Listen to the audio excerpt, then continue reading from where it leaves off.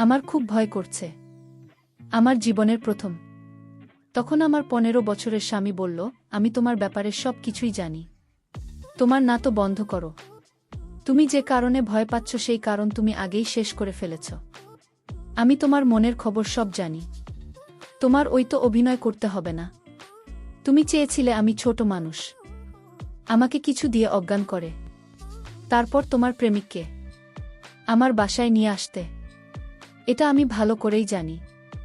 আমার বয়স কম হতে পারে, কিন্তু আমি এতটা বোকা না। তাই বলছি চুপচাপ শুয়ে পড়ো, নইলে কিন্তু তোমার কপালে অনেক দুঃখ আছে। তারপর বন্ধুরা ছেলেটি আমার সঙ্গে। আমার মা জোর করে একটা 15 বছরের ছেলের সাথে আমার বিয়ে ঠিক করে দিয়েছিলেন। ভেবেছিলাম এই বাচ্চাটাকে অজ্ঞান হওয়ার ওষুধ দিয়ে প্রতিদিন আমার প্রেমিককে ফোন করব। কিন্তু সেই মুহূর্তে আমার মনে হলো আমার মাথায় আকাশটা যেন ভেঙে পড়ল যখন সে রুমে এসে আমার সাথে জোর করে। বন্ধুরা, মূল ঘটনাটি শুরু করার আগে তোমাদের কাছে ছোট্ট একটা অনুরোধ, তোমরা যারা এখনও চ্যানেলটি সাবস্ক্রাইব করেননি তারা অবশ্যই চ্যানেলটি সাবস্ক্রাইব করে পাশে থাকবে। আসলে এই ভালোবাসা সবার কপালে থাকে না। এটাও বলা হয় যে ভালোবাসা এমন কোনো সস্তা জিনিস নয় যে প্রত্যেক মানুষই পাবে। আমি একজনকে মনে প্রাণে ভালোবাসতাম। তার জন্য আমি আমার জীবন, আমার সব কিছু ত্যাগ করতে রাজি ছিলাম।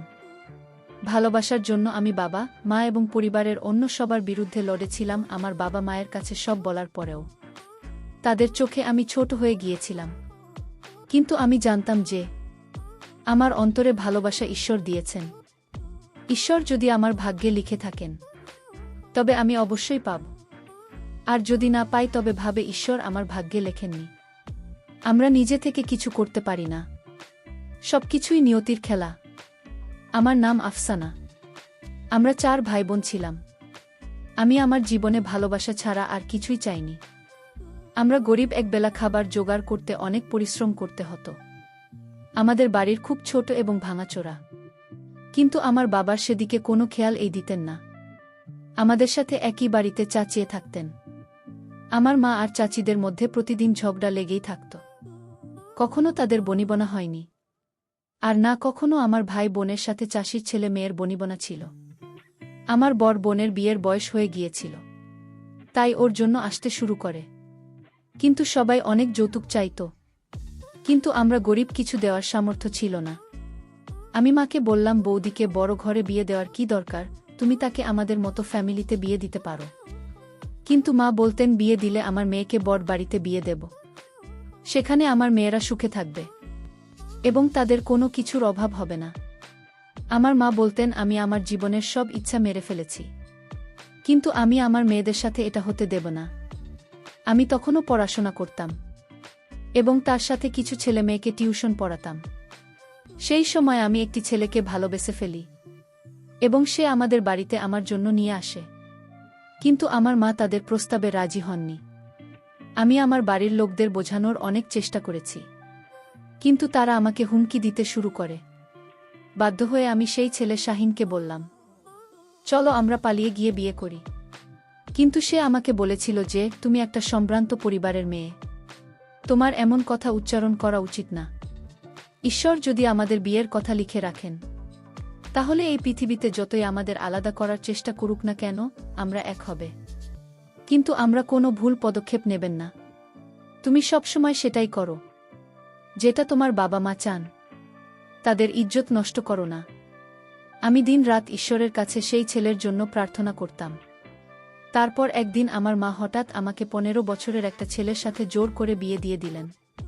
কিন্তু আমি ভেবে নিয়েছিলাম, এই ছেলেকে প্রতিদিন অজ্ঞান হওয়ার কিছু দিয়ে তাকে অজ্ঞান করে আমি আমার প্রেমিককে ডাকব। কিন্তু আমার মাথায় যেন আকাশ ভেঙে পড়ল যখন সেই ছেলে রুমে ঢুকল। আর আমি সেই ছেলেকে দেখে ঘাবড়ে গিয়েছিলাম, কারণ ছেলেটিকে দেখে আমার অনেক ভয় করছিল। যদিও তার বয়স গন্তব্য থাকে, আমার অনেক ভয় লাগছিল। ছেলেটির মুখে একটি মাস্ক পরা ছিল। আমি তাকে বললাম, আপনি মাস্ক পরেছেন কেন? তোমার মনের খবর আমি জানি, তাই আমি মাস্ক পরেছি।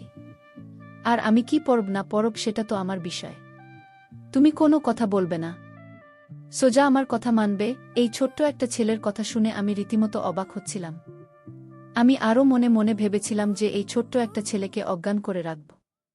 এখন দেখি সে আমার সাথে কথা শুরু করেছে। উল্টো আমাকে তো অজ্ঞান করার ব্যবস্থা করে দিল।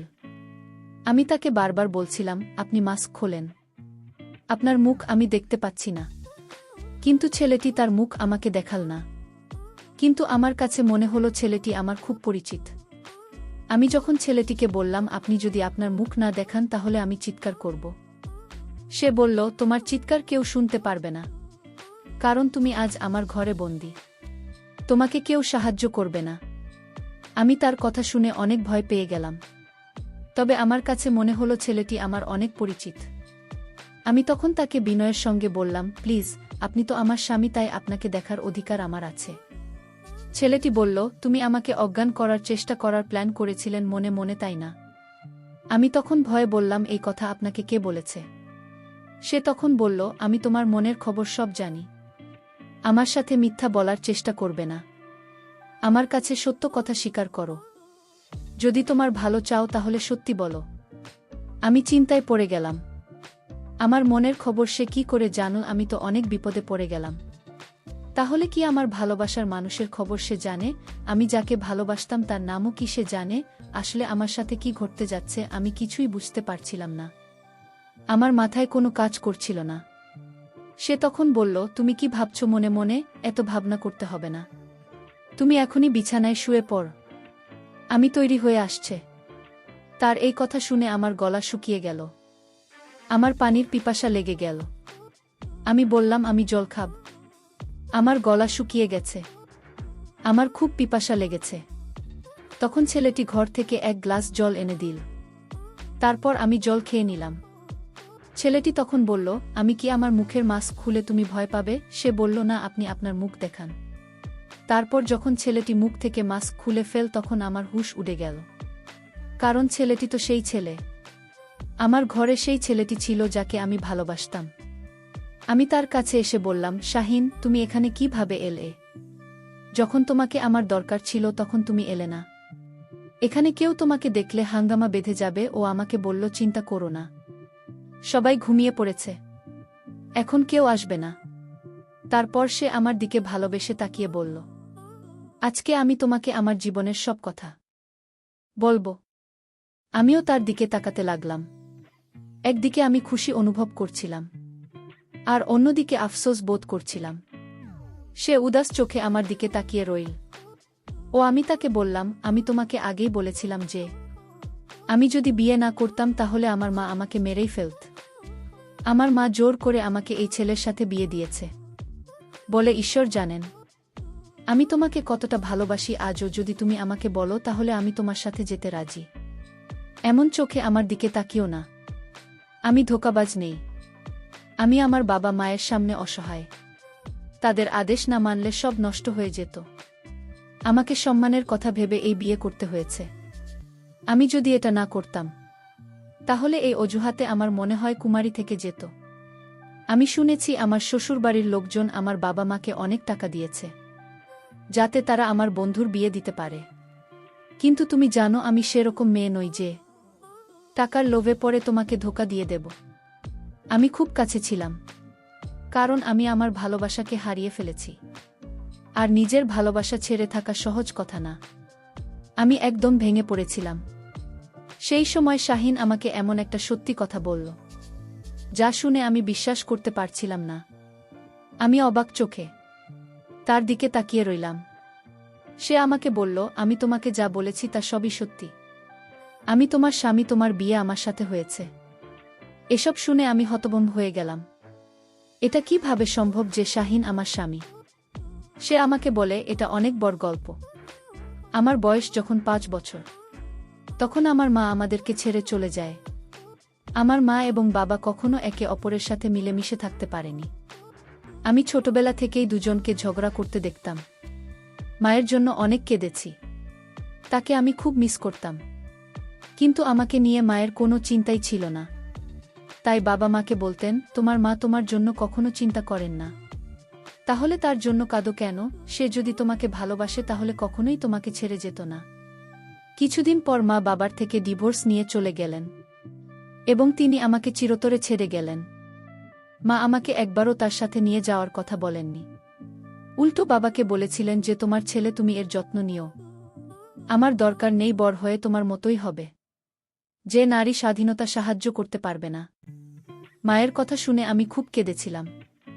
মাঝে মাঝে মা আমাকে ফোন করতেন কথা বলার জন্য, কিন্তু আমি তার সাথে কথা বলতাম না।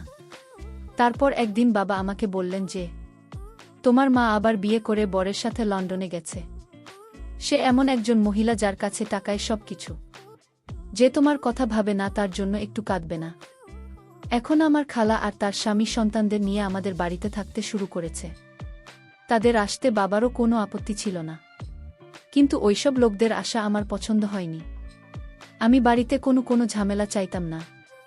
একা থাকতে পছন্দ করতেন। সময়ের সাথে সাথে বাবার ব্যবসাও এগিয়ে গেল, সাথে আমাদের অবস্থাও। আমার মা আমাকে জন্য ছেড়ে চলে গিয়েছিল। আমার বাবা দিন রাত পরিশ্রম করে সেসব অর্জন করেন। আমি স্কুল থেকে এসে সোজা আমার রুমে ঢুকে যেতাম। আমার খালা আমাকে অনুসরণ করে আমার জন্য খাবার নিয়ে আসতেন, এবং মাঝে মাঝে তার মেয়েও আমার কাছে এসে বসত। আমি তখন খুব ছোট, কিন্তু খালা রুমে আসা আমার পছন্দ হতো না। তাই আমি তাকে আমার রুমে আসতে নিষেধ করি। কিন্তু খালা আমাকে বলেন, তোমার মা তো দ্বিতীয় বিয়ে করে বিদেশে চলে গেছে। এখন তোমাকে কাউকে না কাউকে তো দেখে রাখতে হবে। আমি বাড়িতে এসেছি শুধু তোমার জন্য। গেলে আজকের যুগে কে কার কথা ভাবে এই কথাগুলো শুনে আমি চুপ হয়ে যেতাম। আমার বাবা তখনও বিয়ে করেননি। বাবাকে বলতাম আবার বিয়ে করতে, কিন্তু তিনি আমাকে বলতেন আমি মহিলাদের বিশ্বাস করি না। আমি আমার বাবার কথা শুনে খুব খুশি হতাম এবং ভাবতাম যে বাবা আমার জন্য বিয়ে করছেন না। তখন আমি বড় হয়ে কলেজে যেতাম। একদিন কলেজ থেকে বাসায় এসে দেখি বাবা গলায় মালা পরে বসে আছে। তার পাশে একজন মহিলা বসে, আর আমার খালা বিষণ্ণ মুখে দাঁড়িয়ে আছেন এবং তার স্বামীর মতিগতি ঠিক নেই। বাবা আমাকে দেখে বললেন, দেখো, তুমি আমাকে দ্বিতীয়বার বিয়ে করতে বলতে, তাই আজ দ্বিতীয় বিয়ে করে নিলাম। আমি আর কতদিন একা থাকব? আমি বাবাকে বললাম, যদি বিয়ে করবে তাহলে আগেও করতে, এই বয়সে এসে বিয়ে করলে কেন? বাবা বললেন, আমি কি সারা জীবন তোমার জন্য এভাবেই থাকব? কাল তোমার বিয়ে হয়ে যাবে, আর তুমি তোমার বউ বাচ্চাদের নিয়ে মগ্ন থাকবে। হয়তো তুমি আমার কথা ভাবতেই না। আর এমনিতেও আজকের যুগে বাবা মায়ের কথা কে মনে রাখে? আমি এইসব কথা শুনে ঘর থেকে বেরিয়ে গেলাম। বাবা মা বাচ্চাদের জন্য খুবই গুরুত্বপূর্ণ। তাদের জায়গা কেউ পূরণ করতে পারবে না। অনেকক্ষণ এভাবে রাস্তায় ঘুরতে থাকলাম। রাতে যখন বাসায় পৌঁছলাম তখন দেখলাম কেউ একজন লুকিয়ে আমাদের ঘরে ঢুকছে। সে আমার সৎ মায়ের রুমে গেল। আমিও তাকে অনুসরণ করতে লাগলাম, কারণ আমি ভেবেছিলাম হয়তো কোনো চোর। আমি সৎ মায়ের রুমের দরজার কাছে পৌঁছেছে। তাদের কথা বলতে শুনলাম যে আমার সৎ মায়ের বন্ধু আমার সৎ মা বলেছিলেন কয়েকদিনের মধ্যেই আমি আমার স্বামীর আত্মীয় স্বজন ও ছেলেকে বাড়ি থেকে বের করে দেব, এবং এর সমস্ত সম্পদ আমাদের হয়ে যাবে। এরপর দুজনেই হাসতে লাগলেন। ভাবলাম গিয়ে ওদের খবর নেই। ঘুরতে হঠাৎ আমার চোখ যেন আমার খেলার দিকে। রাতেই সময় তিনি বাসা থেকে বের হচ্ছেন দেখি। আমি ভাবলাম এই সময়ে তিনি বাইরে কোথায় যাচ্ছেন এবং কেন? বাড়ির মহিলাদের কি হয়েছে? একজন বন্ধ ঘরে গোপনে অপরিচিত লোকের সাথে কথা বলছে, আর অন্যজন রাতের এই সময়ে গোপনে বাড়ির বাইরে যাচ্ছে। আমার খালা সবসময় চাইতেন আমি তার মেয়েকে বিয়ে করি, যাতে আমার সমস্ত ধন সম্পদ তাদের হাতে যায়। তার মেয়েও আমাকে না আমার সম্পর্কে ভালোবাসত। এই সব দেখে আমার মন ভেঙে গিয়েছিল। আমার বাবার উপরও খুব রাগ হচ্ছিল, কারণ তিনি এই বয়সে বিয়ে করেছিলেন, তাও এমন মহিলার সাথে তার যোগ্য না। আমি আমার বাবাকে রাতের পুরো ঘটনাটি বললাম, কিন্তু তিনি আমার কথা বিশ্বাস করলেন না। তিনি উল্টে আমাকে বললেন, সব মহিলা তোমার মায়ের মতো না। এতে আমি খুব রেগে গিয়ে তাকে বললাম, কেন তুমি কথায় কথায় মায়ের প্রসঙ্গ টেনে আনো? আমি নিজে ইচ্ছে করে তাকে মা বানাইনি। তুমি নিজেই সেই মহিলাকে বিয়ে করেছিলেন, আর সেই মহিলার জন্য পুরো পরিবারকে ছেড়ে দিয়েছিলেন। এখন আবার তুমি দ্বিতীয় বিয়ে করেছ। দুজনেই নিজের মতো করে এগিয়ে গেছ। আমি তোমাদের দুজনের কাছে গুরুত্বপূর্ণ না। তোমাদের আমার জন্য সময় নেই। বাবা বলেন, তুমি বিয়ে করো, কাল তোমার বউ বাচ্চা হলে তুমি সম্পর্কের কথা বুঝবে। তোমার বন্ধুর মেয়ে খুব ভালো, সে পুরো বাড়ির দেখাশোনা করে। তুমি তাকে নিয়ে সুখে থাকবে। আমি বাবাকে বললাম আমি সেই মেয়েকেই বিয়ে করব যে আমাকে ভালোবাসে, তাকে নয় যে আমাদের সম্পদকে ভালোবাসে। এই বলে আমি আমার রুমে চলে গেলাম। আমি খুব একা বোধ করতাম। মাঝে মাঝে মনে হতো আমি ডিপ্রেশনের মধ্যে দিয়ে যাচ্ছি। আমার সৎ মা আমাকে বলতেন একজন ভালো সাইকোলজিস্টের কাছে দেখাতে। আমার সৎ মা বাবার সামনে আমার সাথে খুব সুন্দর করে কথা বলতেন। আমার নিজের মা ও তার সন্তানদের নিয়ে ব্যস্ত ছিলেন। এখন তো তিনি আমাকে ফোনও করেন না। আমার বাবা তার বন্ধুর মেয়ের সাথে আমার সম্পর্ক ঠিক করতে চাইছিলেন। একদিন তারা আমাদের বাসায় বেড়াতে এসেছিলেন। ঠিক সেই সময় আমার খালার মেয়ে আমার রুমে আসে। সে এসে আমাকে বলল, শাহিন, আমি তোমাকে খুব ভালোবাসি। আমি তোমাকে না পেলে মরে যাব। প্লিজ আমাকে বিয়ে করো। এই কথা শুনে আমি তাকে বললাম, ঠিক আছে, আমি তোমাকে বিয়ে করতে প্রস্তুত, কিন্তু আমরা এই বাড়ি ছেড়ে চলে যাব। আমরা আলাদা বাড়িতে থাকব। আমি কোনো ছোটখাটো কাজ করে নেব, কারণ বাবা মাকেই বাড়ি থেকে বের করে দেবেন। সে অবাক হয়ে আমাকে বলল, আমি ভেবে জানাচ্ছি। আমার ওর কথা শুনে হাসি এলো, কারণ সে যদি আমাকে ভালোবাসত তাহলে তার ভাবার দরকার হতো না। এমন সময় আমার খালা বাইরে থেকে দরজা বন্ধ করে চিৎকার করতে লাগলেন। আওয়াজ শুনে বাবা এবং অতিথিরা উপরে চলে এলেন। আমি দরজা খোলার চেষ্টা করলাম, কিন্তু সেটা বাইরে থেকে আটকানো ছিল। কেউ এই ব্যাপারটা খেয়াল করেনি। কারো দরজা ভাঙার চেষ্টা করতে লাগলেন, যেটা হচ্ছে সেটা নিয়ে আমি এতটা ভাবিনি, কারণ আমার মনে এরকম কিছুই ছিল না। কালো দরজা ভেঙে ভিতরে আসেন। এরপর তিনি তার মেয়ের মুখে একটা থাপ্পড় মারলেন। এরপর খালা বললেন, মেয়েকে মারছো কেন? ছেলেকে জিজ্ঞেস করো যে আমার মেয়েকে ফুসলিয়ে নিজের ঘরে ডেকে এনেছে। যদি আমার মেয়েকে বিয়ে করবে না, তাহলে কেন আমার মেয়েকে মিষ্টি কথা বলে ফাঁসাল? বাবার যে বন্ধু বাড়িতে এসেছিলেন তার বাবা কি এটা সেটা বলে আমাদের বাড়ি ছেড়ে চলে গেল? বাবা আমার গালে জোরে থাপ্পড় মারে।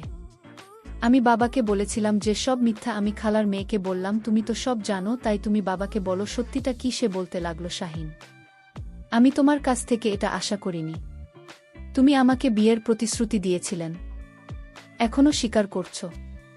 তুমি নিজেই আমাকে তোমার রুমে ডেকে দরজা বন্ধ করে দিলে। সে বাবাকে আরও বলল যে আমি শাহিনের বাচ্চার মা হতে যাচ্ছি, কিন্তু এখন সে আমাকে বলেছে যে আমি হাসপাতালেই। বলে সে ফুপিয়ে ফুপিয়ে কাঁদতে লাগল। আমি বারবার বাবাকে বলছিলাম যে সব সত্যি না, কিন্তু তিনি আমার কথা বিশ্বাস করলেন না। আমার দিকে রেগে বললেন, আমি তোমাকে এভাবে মানুষ করিনি। তখন ভালো বলতে লাগলেন, তোমার ছেলে কি এখনই আমার মেয়ের সাথে বিয়ে দিয়ে দাও, না হলে আমরা কাউকে মুখ দেখাতে পারব না। বাবা মাকে গলা ধাক্কা দিয়ে বাড়ি থেকে বের করে দিলেন।